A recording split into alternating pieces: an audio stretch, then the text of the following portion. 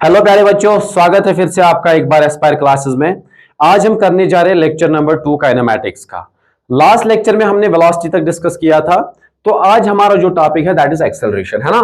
तो एक्सेलरेशन जैसा कि आप लोगों ने सुना है, it's rate change of velocity. Velocity time के साथ कैसे चेंज होगी वो हमें एक्सेलरेशन के बारे में बताता है। It's rate change of velocity of a body.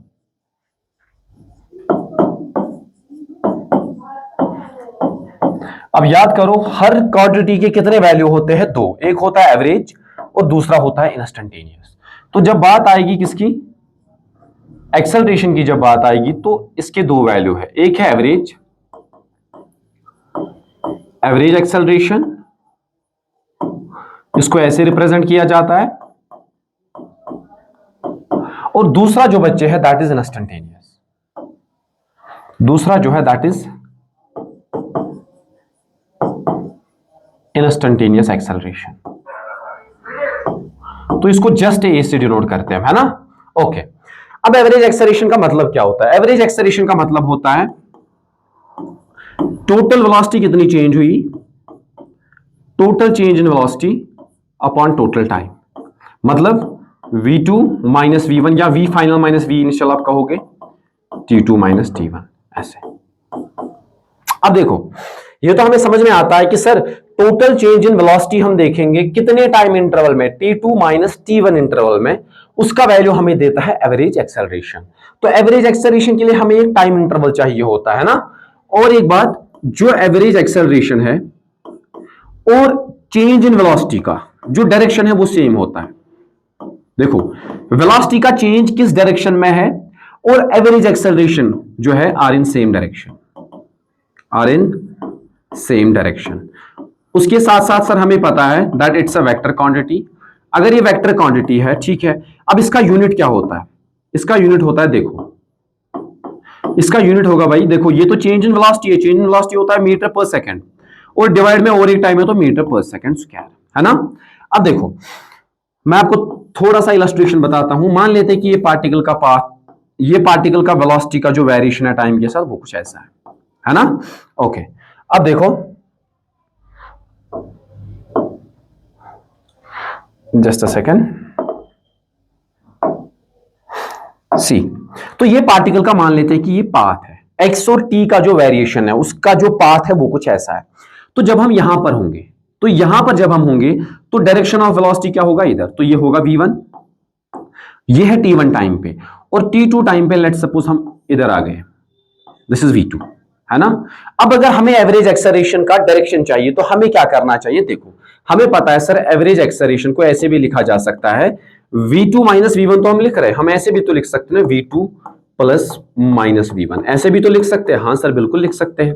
तो इससे हमें यह समझ में आता है, एवरेज एक्सेलरेशन का डायरेक्शन अगर निकालना हो, आप v2 वेक्टर पे सुपर इंपोज क्या करो, माइनस v1, उन दोनों का जो रिजल्टेंट होगा वो एवरेज एक्सेलरेशन को वैल्यू देगा। तो कैसे? इधर इधर देखो, हमें v1 नहीं चाहिए, हमें क्या चाहिए? Minus v1। तो v1 तो इधर है, तो माइनस v1 किधर होगा? माइनस v1 होगा इधर। अरे भाई, है कि नहीं? अब माइनस v1 इधर है तो इसको यहां भी तो हम लिख सकते हैं, लेकिन यहां भी तो रिप्रेजेंट कर सकते हैं ना, क्योंकि एक वेक्टर को उसके पैरेलल चलाया जा सकता है। So this is minus v1। Are you getting it? अब देखो, माइनस v1 और v2 का जो रिजल्टेंट है वो कुछ इधर आएगा। देखो, माइनस v1 और v2 का रिजल्टेंट कुछ इधर आएगा। सो this is direction of what? This is direction of change in velocity. अगर चेंज इन वेलोसिटी का डायरेक्शन इधर है तो एवरेज एक्सेलरेशन का भी डायरेक्शन किधर होगा? इधर को ही होगा। So this is how you have to find the direction of average acceleration. बाकी वेक्टर फॉर्म में आपको टाइम इंटरवल यहां से लेकर यहां तक दिया होगा, आप एवरेज निकाल सकते हो, है ना। ओके, इसके लिए क्या चाहिए आपको? एक इंटरवल ऑफ टाइम चाहिए। अब इंस्टेंटेनियस की बात करते हैं। जब बात करेंगे इंस्टेंटेनियस की, तो इंस्टेंटेनियस के लिए हम क्या करते हैं? मान लेते हैं कि फिर से this is the path of the body, तो यहां पर मान लेते हैं टाइम t पे बॉडी की वेलोसिटी है v, टाइम t पे जो बॉडी की वेलोसिटी है वो है t, टाइम t पे जो वेलोसिटी है दैट्स v। अब कुछ टाइम बाद, कितना टाइम? t plus dt। अब हमने टाइम इंटरवल थोड़ा सा बढ़ा दिया, कितना बढ़ा दिया? t से लेकर dt। तो वेलोसिटी क्या हुई हो, या तो बढ़ गई होगी या तो घट गई होगी, let's suppose v plus dv।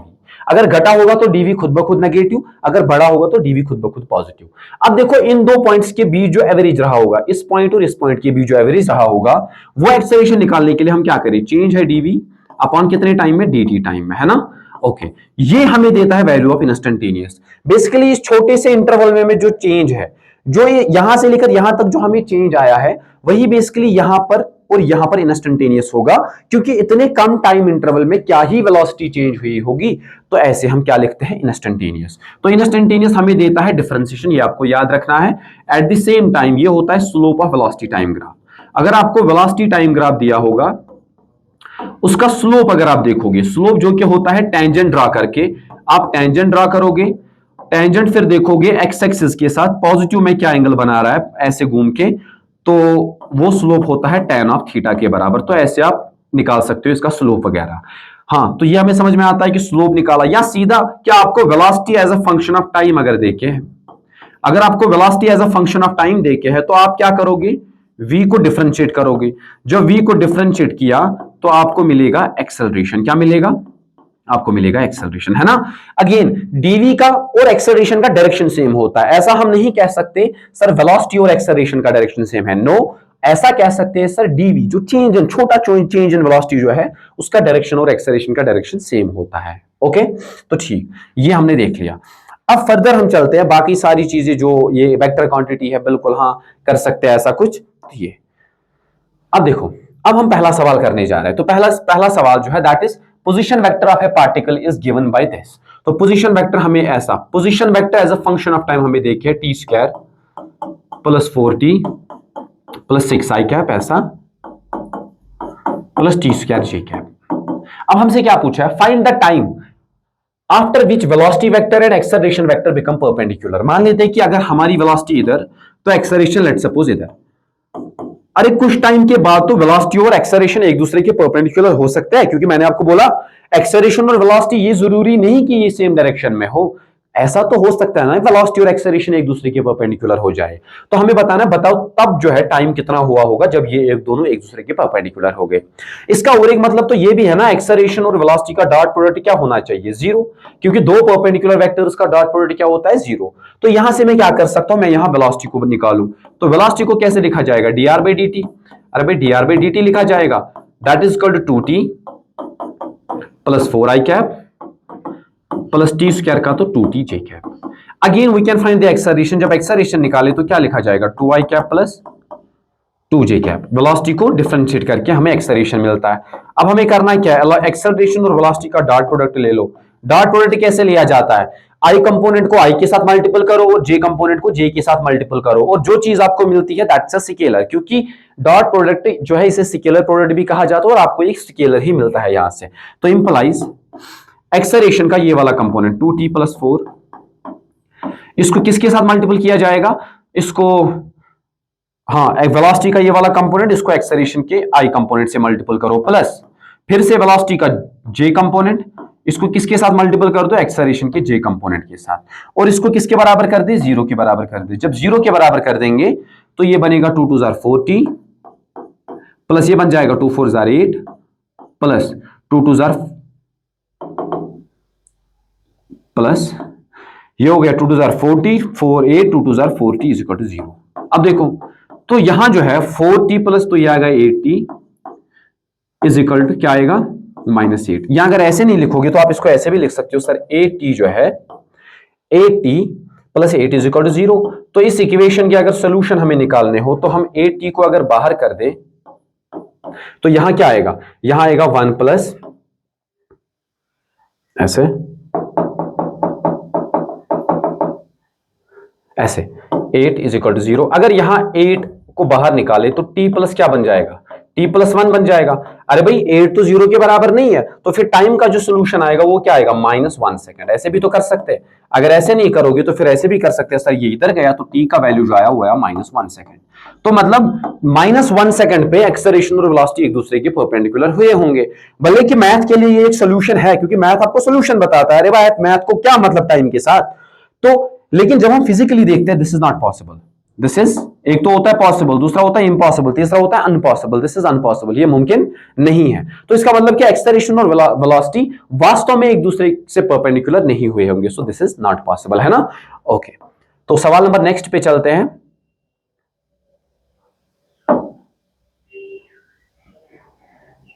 हाँ जी, ये वाला। अब देखो इसमें क्या बताया गया है, the motion of a body is described bye differential equation dv by dt। तो dv बाई dt किसके बराबर दिया गया है, 6 माइनस 3v के, ऐसे 6 माइनस 3v के बराबर दिया गया है। वायर v इज स्पीड, तो v स्पीड है, t इज टाइम, ठीक है। At t is equal to 0, तो t इज इक्वल टू 0 पे कुछ इसने दे दिया, the body is at rest. तो body is at rest, that means उसकी इनिशियल वेलोसिटी क्या है, 0, जो इसने v के बराबर बोला है। Which expression represent speed as a function of time. अब धीरे धीरे क्या होगा, स्पीड जो है ना वो चेंज हो जाएगी, तो किसी भी टाइम t पर speed as a function of time बताओ। तो करना क्या है इसमें, बस आपको डिफरेंशियल इक्वेशन को देखना है। देखो यहां 6 माइनस 3v, यहां dv, तो ये वेरिएबल्स को सेपरेट करके 6 माइनस 3v किधर आएगा, नीचे आएगा, और इधर क्या रहेगा, इधर रहेगा dt। Now you have to integrate, क्योंकि आपको velocity as function of time चाहिए। जब टाइम था 0 तो इनिशियल वेलोसिटी क्या थी, 0। जब टाइम हुआ t, लेट सपोज की वेलोसिटी हो गई v। इसने इसीलिए ये चीज आपको दे दी क्योंकि इस डिफरेंशियल इक्वेशन को जब आप इंटीग्रेट करोगे आपको लिमिट्स का नहीं पता, तो इसीलिए आपको इनिशियल कंडीशन पता होनी चाहिए, तब जाके आप लिमिट्स लगा सकते हो। अब इसकी इंटीग्रेशन क्या होती है, इसकी इंटीग्रेशन होती है log to the base e, है ना। तो ये बन जाएगा 6 minus 3v upon divide by इसकी इंटरनल डिफरेंशिएशन, 6 माइनस 3v की जो internal differentiation that's minus 3 is equal to, ये बन जाएगा ये और ये कैंसिल, तो t माइनस 0, ऐसे। अब देखो हम इसको, अब इसके लिमिट्स क्या है, 0 से लेकर v तक, इसके लिमिट्स जो है दैट इज 0 टू v, तो ये बन जाएगा log ऑफ 6 माइनस 3v, तो ये हो गया अपर लिमिट, माइनस इसका लोअर लिमिट क्या हो जाएगा, लोअर लिमिट v को 0 करके तो 6 इज इक्वल, ये कहां जाएगा माइनस, ये बन जाएगा माइनस 3t, है ना। अब याद करो this is log m minus n, तो log m minus log n जो होता है वो होता है log m divided by n, तो क्या लिखा जाएगा 6 माइनस 3v अपॉन 6। अब यहां पे बेस क्या है, बेस इज e, तो यहां पे है ये माइनस 3t। अब फंडामेंटल लॉगरिथम याद करो, अगर आपको ऐसे दिया होगा log of y is equal to X to the base e, तो आप इसको कैसे सॉल्व करते हो, लॉगरिथम को कैसे हटाते हो, तो आपका जो y होता है जिसका आपको log चाहिए वो होता है यहाँ आपकी बेस क्या है और इज इक्वल टू के इस साइड क्या है, ऐसे ही तो करते हैं इसको सॉल्व, है ना। तो फिर यहां आंसर क्या आएगा, यहां आएगा बच्चे 6 minus 3v upon 6 is equal to e raise to power minus 3t, ऐसे कर सकते हैं। अरे भाई है कि नहीं, तो इसको अलग अलग से लिखो, तो 1 माइनस 3v अपॉन 6 बन जाएगा v अपॉन 2, तो ये बन जाएगा e raise power minus 3t।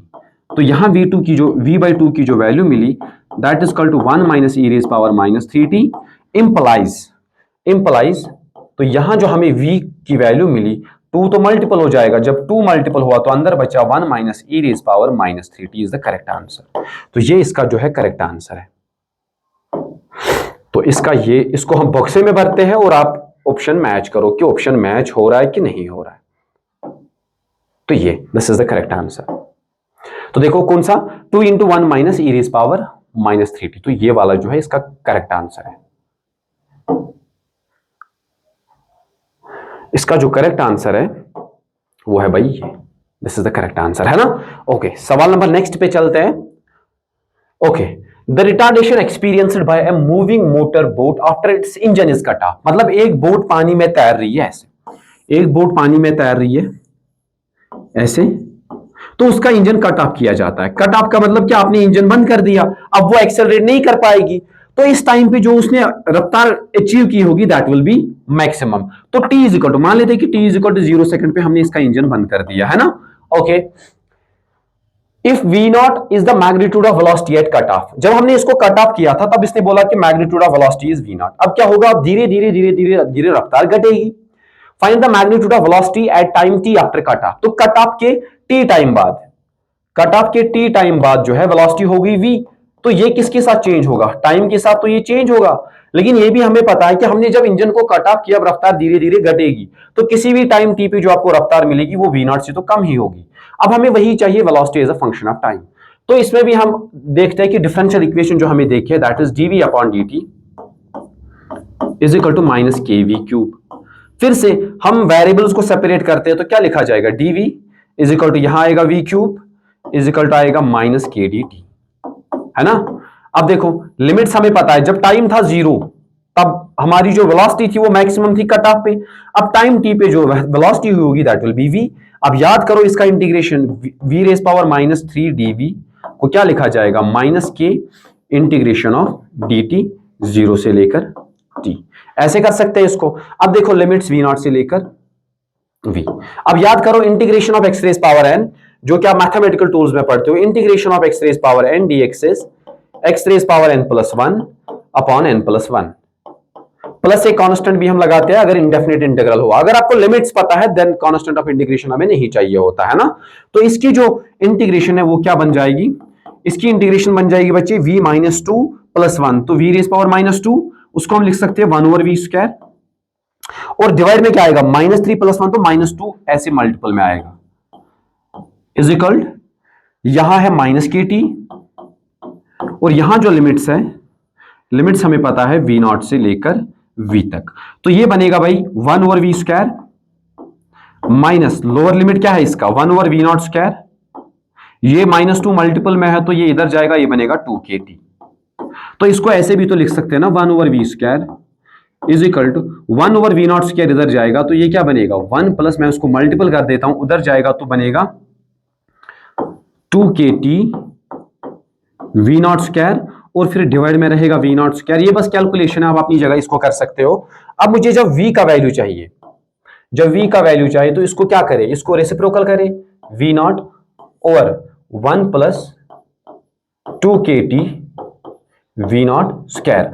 अब v को स्क्वायर था तो वो इस साइड आएगा तो क्या बनेगा, वो रूट बन जाएगा क्योंकि ये तो स्क्वायर है। जब रूट बनेगा तो v की वैल्यू आएगी क्या, v की वैल्यू आएगी बच्चे v not upon 1 plus 2kt v not square, इसको किस में भर दो, अंडर रूट में भर दो। सो this is the correct answer. आप ऑप्शन को मैच करो और देखो कौन सा मैच हो रहा है।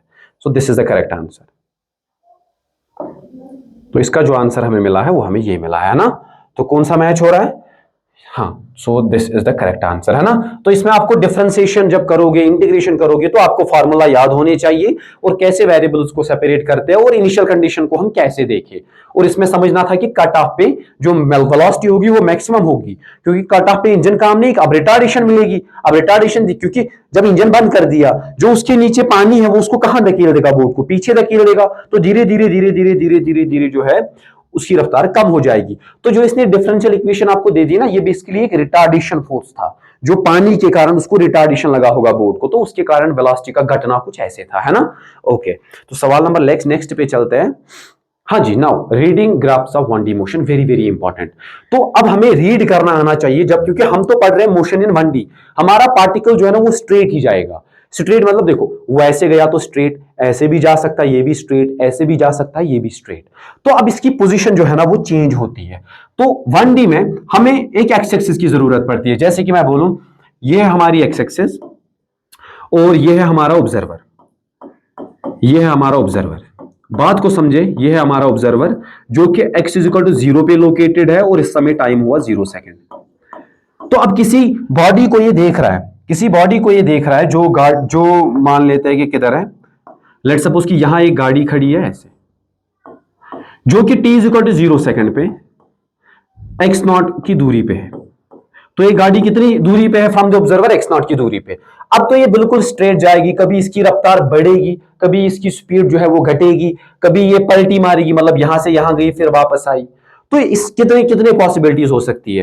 पहले रेस्ट में थी, उसके बाद कांस्टेंट स्पीड से आगे चली गई, या यहां इसके पास मैक्सिमम स्पीड थी, अब धीरे धीरे स्पीड घट गई, या ऐसा हो सकता है कि पहले स्पीड घटी कुछ टाइम के लिए, उसके बाद स्पीड बढ़ी, ऐसा हो सकता है। या पहले बहुत ज्यादा थी फिर घटी फिर इसने पलटी मारी। तो पाथ जो होगा ना भाई, पाथ जो होगा वो स्ट्रेट लाइन होगा। तो कैसा होगा, ये पार्टिकल या तो ऐसे जा सकता है, या अगर ये गाड़ी यहां थी, यहां पे ही थी फिर पीछे की तरफ आई, तो पाथ कैसा होगा, स्ट्रेट लाइन। या अगर यहां थी फिर पलट के वापस आ गई, तो ऐसे। अब मैंने ये दिखाया थोड़ा नीचे, जबकि ये होता है इसी लाइन पे। या अगर गाड़ी यहां पर खुद है फिर वो थोड़ा आगे जाए और वापस आए, तब पाथ कैसा होगा, ऐसा। अरे यही तो केसेस है ना। लेकिन जब हम एक्सटी ग्राफ इसका बनाएंगे, तो जब हम हर टाइम पे जब हम नोट करेंगे कि इस बॉडी के कोऑर्डिनेट क्या है, और अगर उस ग्राफ को बनाया जाए that is position time graph. तो position time graph is nothing, it's XT graph. तो एक्सटी ग्राफ में क्या करते हैं हम, इसमें करते हैं हम we plot coordinates, we plot coordinates of a moving body, of a moving body, of a moving body. जो बॉडी चलती है in a straight line, in a straight line, वो स्ट्रेट लाइन में जा रही है वो body with respect to time, लेकिन बस हम उसके कोऑर्डिनेट्स को प्लॉट करते हैं, है ना। तो ये एक्सटी ग्राफ जरूरी नहीं कि ये क्या हो, ये स्ट्रेट लाइन हो, ये कुछ भी हो सकता है। तो ये चीज आपको दिमाग में रखनी है, पाथ तो स्ट्रेट लाइन होगा, लेकिन जब एक्सटी ग्राफ बनाए तो एक्सटी ग्राफ कैसा हो सकता है, एक्सटी ग्राफ कुछ भी हो सकता है। जैसे मैं बोलूं एक पार्टिकल का मोशन है 1D और वैसे ऐसे गई, तो ये इसका एक्सटी ग्राफ है। दिस इज नथिंग, आपको ये बता रहा है कि जब t इक्वल टू 0 था तो वो ओरिजिन पे थी, कुछ टाइम बाद वो यहां आ गई, कुछ टाइम बाद वो यहां आ गई, है ना, ऐसे करके। या ऐसे हो सकता है कि वो ऐसे आ गई, ऐसे आ गई, या ऐसे हो सकता है भाई वो पैराबोलिक चली, या ऐसे हो सकता है कि सर वो ऐसे चली उल्टा नेगेटिव में, या ऐसे हो सकता है सर वो तो ऐसे चली थी, या ऐसे हो सकता है कि वो ऐसे चली थी। अब ये यहां पे बच्चे कंफ्यूज होते हैं, वो सोचते हैं अच्छा ये तो शायद पार्टिकल का पाथ है। अरे भाई ये पार्टिकल का पाथ नहीं है, पार्टिकल का पाथ तो स्ट्रेट लाइन है। पार्टिकल का पाथ फिर से समझो, पार्टिकल का path is a straight line. बस ये तो हमने कोऑर्डिनेट्स को प्लॉट किया है टाइम के साथ साथ, क्योंकि कोई बॉडी बिल्कुल यूनिफॉर्मली चलती है, कोई बॉडी बिल्कुल नॉन यूनिफॉर्मली चलती है ना। और एक जो चीज आपको पता है कि यूनिफॉर्म मोशन क्या होता है, यूनिफॉर्म मोशन होता है, यूनिफॉर्म मोशन क्या होता है, जब बॉडी की वेलोसिटी क्या हो, जब बॉडी की वेलोसिटी हो कांस्टेंट। जब बॉडी की वेलोसिटी कांस्टेंट हो हम इसे क्या कहते हैं, यूनिफॉर्म मोशन, क्योंकि इसमें कोई एक्सेलरेशन नहीं होता। अरे जब वेलोसिटी कांस्टेंट है तो एक्सेलरेशन क्या होगा, जीरो। और नॉन यूनिफॉर्म मोशन क्या होता है, तो नॉन यूनिफॉर्म मोशन जो है, नॉन यूनिफॉर्म मोशन अगर मैं बोलूं, नॉन यूनिफॉर्म मोशन में जो वेलोसिटी है इट इज चेंजिंग, तो वेलोसिटी इज चेंजिंग।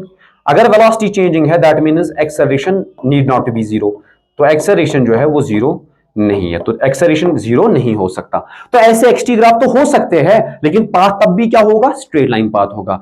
अब हम देखेंगे फंडामेंटल की इन ग्राफ्स को जो है ना, इन ग्राफ्स को, एक्सटी ग्राफ्स को कैसे बनाया जाता है। मान लेते हैं कि देखो पहले अगर एक्सटी ग्राफ स्ट्रेट लाइन हुआ, अगर एक्सटी ग्राफ क्या हुआ भाई, अगर एक्सटी ग्राफ पहला है स्ट्रेट लाइन, तो स्ट्रेट लाइन, तो स्ट्रेट लाइन का मतलब एक्स और टी का वेरिएशन जो होगा, एक्स और टी का जो वेरिएशन होगा वो लीनियर होगा। इजी मैं बोलूं कि एक बॉडी जो है, एक बॉडी का मोशन है 1D, body is in 1D motion, तो ये बताया गया आपको, इससे आपको समझ में आता है कि बॉडी स्ट्रेट जा रही है, और आपको बोला गया एक्स इज इक्वल टू,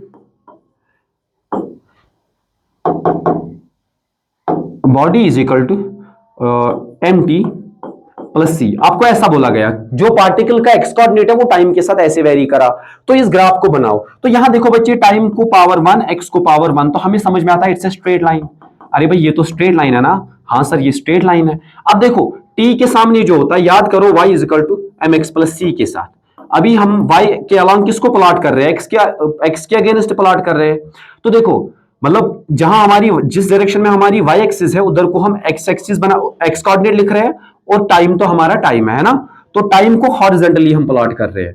तो देखो अब अगर ये m पॉजिटिव हुआ, अब अगर ये m पॉजिटिव हुआ, तो जो एंगल बनता है, जो एंगल बनता है हॉरिजॉन्टल एक्सिस के साथ, तो angle with horizontal axis is acute,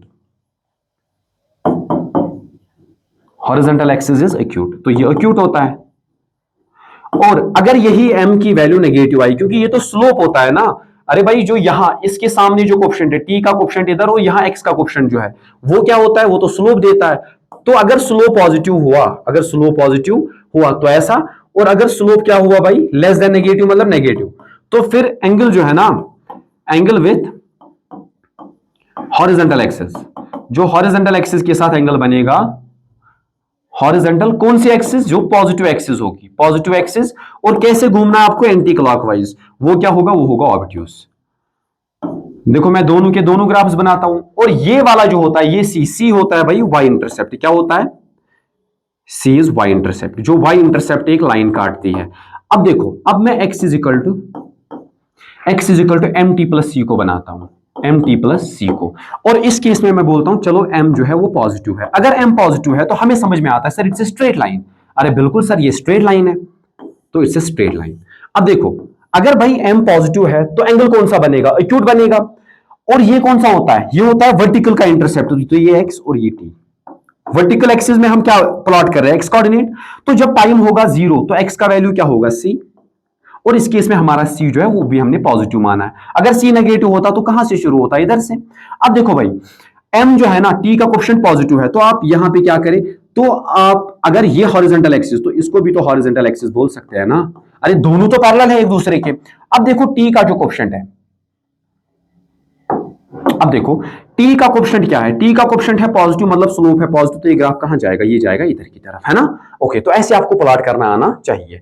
अब इसका देखो, अब अगर यही m क्या होता नेगेटिव, अब अगर m होता नेगेटिव, अब अगर m होता नेगेटिव, मतलब स्लोप क्या होगा भाई, स्लोप होगा नेगेटिव, तो ये फिर से हमारा xt, तो फिर से हमारा c पॉजिटिव है। जब टाइम को 0 देंगे तो x की वैल्यू क्या आएगी, c, तो x की वैल्यू आएगी c।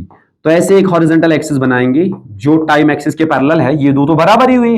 अब देखो, अब जो t का कोएफिशिएंट है वो नेगेटिव है, तो ये ग्राफ कहां आएगा, ये ग्राफ नीचे की तरफ आएगा ऐसे। तो इसको ऐसे भी आप एक्सटेंड कर सकते हो। अब देखो इसके साथ इसने एंगल जो बनाया वो ऑब्ट्यूज बनाया, ऐसे ही पॉजिटिव हॉरिजॉन्टल एक्सिस के साथ आपको एंटी क्लॉक घूमना है, तब जाके आपको एंगल आता है। या आप कह सकते हो जिसका स्लोप नेगेटिव होगा ना, वो इस डायरेक्शन में एक्यूट एंगल बना रहा होगा, और इस डायरेक्शन में क्या बना रहा होगा, ऑब्ट्यूज एंगल, है ना। Okay, now there is one more thing, जो ये एंगल बना इधर थीटा, तो इसका स्लोप हम कैसे लिखते हैं, स्लोप हम लिखते हैं tan थीटा से। किससे लिखते हैं, tan थीटा से। तो इस वाले का स्लोप जो है वो है positive. At the same time एक स्ट्रेट लाइन का जो स्लोप है वो चेंज नहीं होता, तो जो स्लोप है दैट इज कांस्टेंट। तो स्ट्रेट लाइन का स्लोप जो होता है ना, वो भाई क्या होता है, वो होता है कांस्टेंट। अब फर्क ये है कि यहां स्लोप जो है वो पॉजिटिव है और यहां स्लोप जो है वो नेगेटिव है। तो इधर भी स्लोप तो कांस्टेंट है लेकिन है negative, slope is constant but is negative. तो ये चीज, तो अगर x को पावर था, सुनो, अगर x को पावर था 1 और t को पावर था 1, it will be a straight line, it will be a straight line. और फिर अगर t का कोएफिशिएंट जो कि m है, जो स्लोप देता है, अगर वो पॉजिटिव हुआ तो ये ग्राफ इधर जाएगा, अगर वो नेगेटिव हुआ तो वो इधर को आएगा। मतलब इस केस में एक्यूट एंगल बना और इस केस में ऑब्ट्यूज एंगल बना, है ना। ओके, अब अगर इसी से हम vt ग्राफ भी बनाए, तो vt ग्राफ, और यहां से हम बनाए at ग्राफ्स, क्या बनाए, at ग्राफ्स। अब देखो, जब हमने ये वाला ग्राफ बनाया था, जब हमने ये वाला ग्राफ बनाया था, तो अब देखो इसका स्लोप हमें पता है, xt ग्राफ का स्लोप जो है, स्लोप ऑफ xt ग्राफ, जो स्लोप ऑफ xt ग्राफ होता है भाई, वो स्लोप क्या होता है, dx by dt। अरे ऐसे ही तो स्लोप लिखते हैं ना, dx by dt, लेकिन याद करो पुरानी कहानी, dx by dt is nothing, its velocity. तो xt ग्राफ का स्लोप आपको क्या देता है, वेलोसिटी। अब देखो x का फंक्शन क्या था टाइम के साथ, तो भाई x बराबर था mt प्लस सी। अरे भाई mt प्लस सी था ना, तो इसको डिफरेंशिएट करोगे तो क्या मिलेगा, dx upon dt is equal to v। अब देखो यहां बचेगा सिर्फ m, क्या बचेगा, अरे सिर्फ m बचेगा। जब सिर्फ m बचा, क्योंकि डिफरेंशिएशन ऑफ c इज 0। अब देखो भाई, अगर स्लोप कांस्टेंट है, अगर स्लोप कांस्टेंट है, ठीक है सर, हमें समझ में आया, लेकिन स्लोप पॉजिटिव भी हो सकता है और नेगेटिव भी हो सकता है। इस कहानी में देखो, इस कहानी में जो स्लोप है वो कांस्टेंट तो है, लेकिन पॉजिटिव क्या नेगेटिव, भाई वो स्लोप जो है ना वो पॉजिटिव है। तो ये ग्राफ कैसा आएगा, ये ग्राफ आएगा ऐसा। और अगर यही, अब देखो, अगर यही स्लोप नेगेटिव था तो v is equal to minus M आएगा, वो माइनस एम होगा किधर, वो होगा इधर। तो ऐसे बनाते हैं vt ग्राफ्स, है ना। तो आपको याद रखना है, जो xt ग्राफ का स्लोप होगा वो होगा dx अपॉन dt। अब स्ट्रेट लाइन का जो स्लोप है वो कांस्टेंट होता है, वो चेंज नहीं होता। तो अगर स्लोप पॉजिटिव हुआ, अगर मतलब अगर एक्यूट एंगल बना, तभी तो स्लोप पॉजिटिव, जब स्लोप पॉजिटिव तो ऐसे ग्राफ बनेगा। अब देखो इस वाले केस में भी स्लोप तो है कांस्टेंट बट है नेगेटिव। अब नेगेटिव है लेकिन है कांस्टेंट, तो कहां आएगा, नीचे की तरफ। अब इनका एक्सेलरेट AT ग्राफ अगर बनाए, तो AT ग्राफ में हमें समझ में आता है, सर AT ग्राफ जो आता है ना, वो देता है, AT ग्राफ आपको देता है स्लोप ऑफ VT ग्राफ। जब VT ग्राफ का स्लोप देखोगे, जब VT ग्राफ का स्लोप देखोगे, तो भाई जो स्लोप, आप स्लोप तो निकालोगे, कैसे निकालोगे सर, वो आएगा a is equal to dv by dt। अरे a तो dv बाई dt होता है ना, लेकिन dv by dt is nothing, it's slope of VT graph. अब इन दो केसेस में देखो, वेलोसिटी जो थी ना वो तो m के बराबर थी, और m स्ट्रेट लाइन का जो है वो स्लोप होता है और वो कांस्टेंट है। तो इसको डिफरेंशिएट करके फिर चाहे ये पॉजिटिव हो या नेगेटिव हो, तो एक्सेलरेशन क्या आएगी, 0। दैट मीन्स जब आप AT ग्राफ बनाओगे ऐसे, जब AT ग्राफ बनाओगे ऐसे, तो AT ग्राफ कैसा होगा, AT ग्राफ जब स्लोप 0 है तो ये ग्राफ भाई ऐसा आएगा, ऐसा आएगा, है ना। तो ये चीजें आपको दिमाग में बिठानी है। ऐसा मोशन जो है ना, इसको कहा जाता है, जब भी स्ट्रेट लाइन ग्राफ हो, इसे कहा जाता है यूनिफॉर्म मोशन, क्योंकि इसमें एक्सेलरेशन क्या है, देखो इसे कहा जाता है यूनिफॉर्म मोशन। तो यूनिफॉर्म मोशन में आपका एक्सटी ग्राफ हमेशा जो बनेगा वो बनेगा स्ट्रेट लाइन। एक्सटी ग्राफ जो बनेगा यूनिफॉर्म मोशन में वो क्या बनेगा, स्ट्रेट लाइन। क्योंकि इसका रीजन जो है इंप्लाइज एक्सेलरेशन जो है वो जीरो है, इंप्लाइज वी है कांस्टेंट, वी है कांस्टेंट, और एक्सटी ग्राफ जो है दैट्स अ स्ट्रेट लाइन। तो ये चीजें अपने दिमाग में बिठा लो। और इस एंगल को कहां से मेजर किया जाता है, हॉरिजॉन्टल में जो आपकी एक्सिस है, पॉजिटिव से शुरू करो और कैसे घूमो, एंटी क्लॉक घूमो, तो ऑब्ट्यूस एंगल तो slope negative. In a similar वे इस केस में अगर इसको एक्सटेंड किया जाए, अगर भाई ये थीटा तो ये भी तो थीटा ही हुआ ना। अब देखो ये आपकी क्या है, दिस इज पॉजिटिव एक्सिस, तो आप ऐसे घूमे। ये मत बोलना सर आप नेगेटिव एक्सिस से घूम रहे हो, नहीं, हम यहां से थोड़ी मेजर कर रहे हैं, हम तो पॉजिटिव से मेजर कर रहे हैं और कैसे घूमे, एंटी क्लॉकवाइज, है ना। ओके, तो ये हो गया पहला। अब दूसरा आता है पैराबोलिक। अब दूसरा, अगर मोशन फिर से 1D है, again motion is 1D, again जो है motion is 1D, motion is 1D। लेकिन अगर आपका एक्सटी ग्राफ पैराबोलिक आया, क्या आया, अगर एक्सटी ग्राफ आपका पैराबोलिक आता है, एक्सटी ग्राफ इज पैराबोलिक, तो पैराबोलिक में सिंपलेस्ट केस में आपको पहला देता हूं। देखो अगर आपका था x is equal to some a t square, a acceleration नहीं है, a is a constant, a is a constant, है ना। तो ये ग्राफ कैसा होता है, देखो आप ऐसे ग्राफ्स को ऐसे पहचानते हो, x को तो इधर पावर 1 है, t को पावर स्क्वायर, तो ये क्या है, इट्स अ पैराबोलिक ग्राफ। अब a की दो पॉसिबिलिटीज, अगर a पॉजिटिव हुआ और अगर a नेगेटिव हुआ। हमें पता है सर जब a पॉजिटिव होता है तो ये होता है अपवर्ड पैराबोला। क्या होता है, अपवर्ड मतलब जो कि स्माइलिंग होता है, ये ऐसा कुछ होता है, स्माइलिंग, स्माइलिंग पैराबोला। अगर a नेगेटिव था तो ये होता है डाउनवर्ड, डाउनवर्ड का मतलब क्या है, ये होता है वीपिंग पैराबोला, ऐसे। तो ये ऐसे, इसे कहते हैं पानी ढुलता हुआ और इसे कहते हैं पानी भरता हुआ, है ना। तो ये ग्राफ्स हमें बनाने हैं। देखो जब भाई a जो है ना, जब a नेगेटिव होगा तब ग्राफ कैसा बनेगा, देखो ऐसा।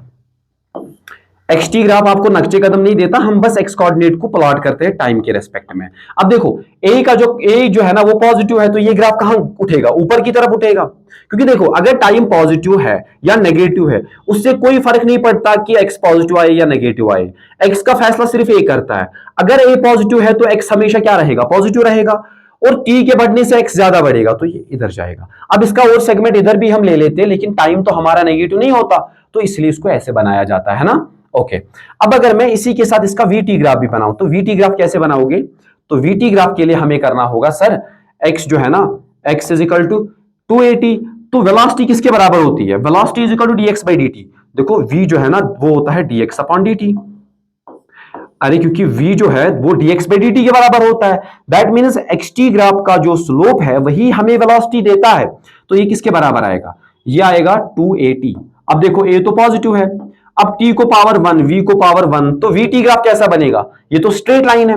अरे क्यों स्ट्रेट लाइन है, क्योंकि हमें सर पता है जिस हम v और t का ग्राफ बना रहे हैं, यहां रेज पावर 1 यहां raise power 1, so it will be a straight line. अब देखो जब t होगा 0, जब t होगा भाई क्या 0, जब t होगा 0 तो v भी होगा 0, तो यहां से अब देखो ये वाली टर्म जो है ना इट इज स्लोप, t के सामने जो होता है दैट इज स्लोप, वो तो पॉजिटिव है, तो ये ग्राफ किधर जाएगा, ये ग्राफ इधर जाएगा, है ना। In a similar way if you have to find acceleration, तो एक्सेलरेशन के लिए क्या करें, मैं इधर बना देता हूं, एक्सेलरेशन के लिए क्या करें, इसका at ग्राफ में बनाता हूं, ये है at। अब देखो a तो हमें पता है sir a is dv by dt, a तो dv बाई dt होता है, अरे ये तो होता है। अब देखो dv बाई dt तो है, तो इसको डिफरेंशिएट करोगे तो क्या आएगा, अच्छा इस एक्सेलरेशन को, इसको हम बोलते हैं 2, इसको बोलेंगे a naught, in order to avoid confusion, this is a naught, this is a naught, this is a naught. तो यहां पे जब dv बाई dt करोगे तो ये आएगा 2a नॉट के बराबर। तो बात को समझिए, ये a नॉट जो है ना ये कांस्टेंट है, और ये a जो है ना ये एक्सेलरेशन है। अब देखो ये तो एक कांस्टेंट के बराबर आया, हाँ सर ये एक कांस्टेंट के बराबर अगर आया तो इसका मतलब हुआ, इसका मतलब हुआ कि ये एक्सेलरेशन तो कांस्टेंट है, तो ऐसे दिस इज, ऐसा इसका ग्राफ बनेगा, है ना। तो ये ही फैसला करता है। देखो अगर xt ग्राफ था पैराबोलिक, xt ग्राफ था, तो xt ग्राफ क्या है भाई, xt ग्राफ इज पैराबोलिक। तो vt ग्राफ जो है ना इट्स स्ट्रेट लाइन, तो ये आपको याद रखना है, अगर xt ग्राफ हो स्ट्रेट, ये पैराबोलिक, तो vt ग्राफ हमेशा स्ट्रेट लाइन, और at ग्राफ हमेशा parallel to horizontal axis, parallel to horizontal axis, horizontal axis. तो अब दूसरा तो आप खुद ही कर सकते हो मेरे हिसाब से। देखो for case number 2 when a is less than 0, जब a लेस देन 0 होगा तो फिर से हम लिखते हैं sir x is equal to AT square, जो x है वो है AT स्क्वायर। अब हमें समझ में आता सर ये तो पैराबोला है लेकिन a है नेगेटिव, तो इसका मतलब क्या हुआ? इसका मतलब हुआ टाइम चाहे पॉजिटिव हो या नेगेटिव हो, ये फैसला नहीं करेगा कि x क्या रहेगा, लेकिन क्योंकि टी स्क्वायर एक इवन फंक्शन है तो ये तो हमेशा टी स्क्वायर पॉजिटिव ही रहेगा, लेकिन इसके सामने a अगर नेगेटिव है तो उससे x क्या रहेगा? x हमेशा क्या रहेगा? नेगेटिव। अब a नेगेटिव है तो ये तो डाउनवर्ड पैराबोला है, तो ये फोर्थ क्वाड्रेंट में आएगा, तो कैसा आएगा? ऐसा। फिर से सुनो सर, टी स्क्वायर का कोएफिशिएंट है a और वो है नेगेटिव, तो ये कैसा पैराबोला? डाउनवर्ड पैराबोला है ना। अब t चाहे पॉजिटिव हो या नेगेटिव, स्क्वायर करके ये तो पॉजिटिव ही रहेगा ना। अब देखो जो ये है a क्या है? नेगेटिव। a नेगेटिव है तो x क्या हमेशा रहेगा? नेगेटिव। अब देखो, अब आप बोलते सर ये तो शायद इधर भी हम बना सकते थे, लेकिन इधर नहीं बना सकते क्योंकि हमारा टाइम थोड़ी नेगेटिव होता है, तो इसलिए ये ग्राफ आया किधर? ये ग्राफ आया इधर। अब इसका वीटी ग्राफ बनाओ। अब इसका वीटी ग्राफ बनाने के लिए हमें डिफरेंशिएट करना होगा। जब डिफरेंशिएट करें तो v is equal to dx by dt, फिर से पता, तो dx अपॉन dt फिर से किसके बराबर आएगा? वो आएगा भाई 2at। अब देखो this is again a straight line, लेकिन t का कोएफिशिएंट पॉजिटिव कि नेगेटिव? नेगेटिव। पहली बात, जब t 0 तो v 0, तो यहां से ग्राफ शुरू हुआ। जब यहां से ग्राफ शुरू हुआ, ठीक है सर, यहां से ग्राफ तो शुरू हुआ, अब कहां जाएगा? t का कोएफिशिएंट नेगेटिव है। ओके बच्चे, लाइट का कट ऑफ हुआ था तो हम वापस आते हैं। तो t का कोएफिशिएंट जो है वो नेगेटिव है, तो t का पावर 1 b का पावर 1 है, तो स्ट्रेट लाइन होगी, तो वेलोसिटी हमेशा नेगेटिव रहेगी, तो या तो इस क्वाड्रेंट में या तो इस क्वाड्रेंट में। इस क्वाड्रेंट में पॉसिबल नहीं क्योंकि टाइम नेगेटिव नहीं हो सकता, तो ये कहां आएगा? ये बच्चा आएगा इधर, तो ये होगा इसका वीटी ग्राफ, है ना। अब इसका एटी ग्राफ अगर बनाए तो एटी ग्राफ के लिए क्या करें? सर एटी ग्राफ तो बिल्कुल आसान है इसका बनाना, एटी ग्राफ इसका आसान है बनाना, क्योंकि हमें पता है सर एक्सेलरेशन अभी भी कितनी रहने वाली है। अरे वीटी ग्राफ को डिफरेंशिएट करोगे तो क्या आएगा? 2a0, क्योंकि ये a0 हमने माना था ना, ये हमने a0 माना था, तो ये भी a0 है। अब देखो ये a0, अब इसका जो कोएफिशिएंट है a0 वो तो नेगेटिव है, अगर वो नेगेटिव है तो ये कहां आएगा? ये नीचे आएगा। तो इसमें इंपॉर्टेंट बात जो आपको याद रखनी है वो ये है कि अगर xt ग्राफ पैराबोला हुआ तो vt graph is a straight line with constant slope, और वेलोसिटी फिर वेलोसिटी का ग्राफ कैसे बनेगा उसका फैसला ये टी स्क्वायर का कोएफिशिएंट करता है, और एटी ग्राफ जो उसका होता है that's always parallel to horizontal axis, है ना।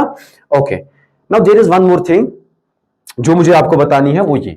अब अगर देखो ये जो एक्सटी ग्राफ्स थे ना, इसमें जो वर्टेक्स था वो बिल्कुल ओरिजिन पे था, मतलब ये पैराबोला, तो इसका बीच वाला जो यहाँ पे इसके दो हिस्से हो सकते हैं, इसका सिमेट्रिक पॉइंट ऐसे होता है ना पैराबोला, तो इसका वर्टेक्स ओरिजिन पे था, और इसका एक्सटी ग्राफ का हम एक सेगमेंट नहीं बना रहे थे जो नेगेटिव टाइम में जा रहा था। मैथमेटिकली वो बना सकते हैं लेकिन फिजिकली वो पॉसिबल नहीं है, क्योंकि हमारा टाइम जो वो हमेशा पॉजिटिव रहता है।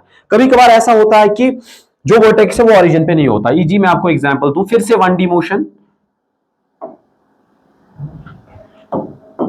फिर से जो है वो 1D मोशन, जैसे मैं आपको बोलूं x इज इक्वल टू